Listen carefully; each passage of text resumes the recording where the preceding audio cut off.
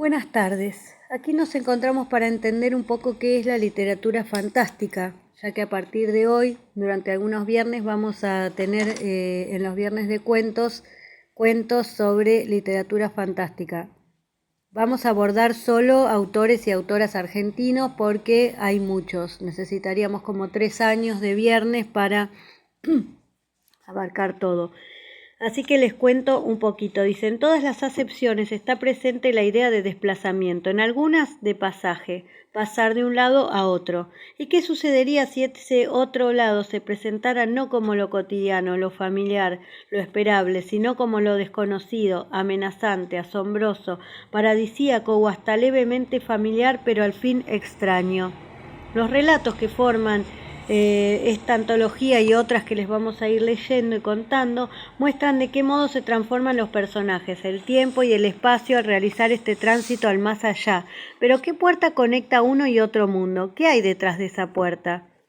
El teórico y crítico literario francés de origen búlgaro Svetan Todorov, en su introducción a la literatura fantástica, afirma: llegamos así al corazón de lo fantástico, en un mundo que es el nuestro, el que conocemos, sin diablos, sílfides ni vampiros. Se produce un acontecimiento imposible de explicar por las leyes de ese mismo mundo familiar. El que percibe el acontecimiento debe optar por una de las dos soluciones posibles. O bien se trata de una ilusión de los sentidos, de un producto de la imaginación, y las leyes del mundo siguen siendo lo que son, o bien el acontecimiento se produjo realmente, es parte integrante de la realidad, y entonces esta realidad está regida por leyes que desconocemos. Lo fantástico ocupa el tiempo de esta incertidumbre. No debemos olvidar que un relato literario, un cuento, por ejemplo, es una construcción ficcional. Esto quiere decir que hay un autor quien decide qué va a contar y cómo lo va a hacer. Para ello elegirá el narrador que más le convenga a su historia, los personajes adecuados, el tiempo y el lugar en el que los va a situar. Es momento ahora de hacer una distinción importante: ¿a qué llamamos historia y a qué discurso?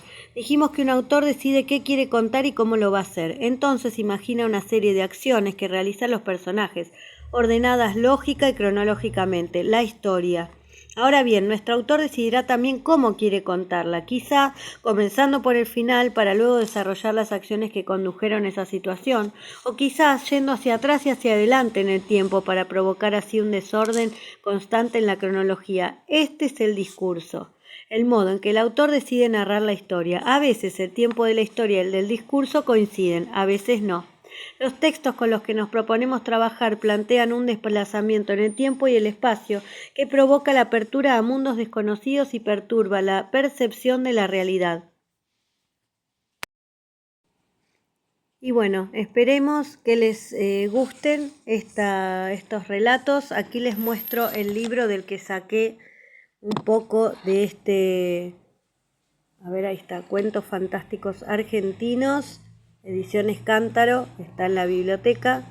Trae autores como Cortázar, Silvino Campo, Héctor Westergel, Borges, Shua, Bioy Casares. Algunos de estos cuentos ya los hemos leído en otras ocasiones. El de Silvina lo hemos leído en el de terror, por ejemplo. Así que bueno, esperamos que les guste esta literatura fantástica. Un beso.